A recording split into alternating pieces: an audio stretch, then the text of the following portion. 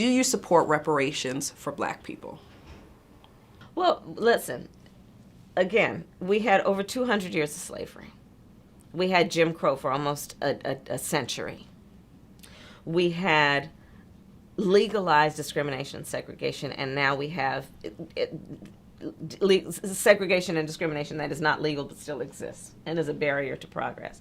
We have disparities around housing. We have disparities around education. We have disparities around income. And we have to recognize that everybody did not start out on an equal footing in this country. And in particular, Black people have not.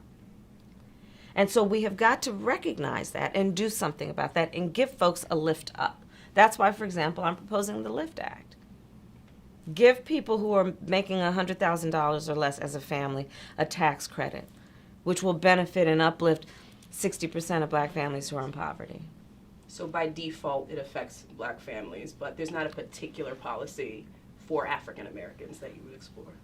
But no, if you look at the reality of who will benefit from certain policies, when you take into account that they're not starting at the same place and they're not starting on equal footing, it will directly benefit Black children, Black families, Black homeowners, because the disparities are so significant.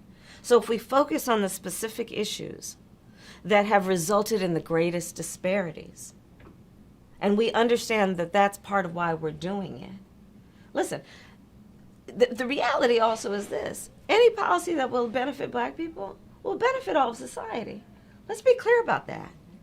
Let's really be clear about that. So I'm not going to sit here and say I'm going to do something that's only going to benefit Black people. No, because whatever benefits that Black family will benefit that community and society as a whole and the country, right?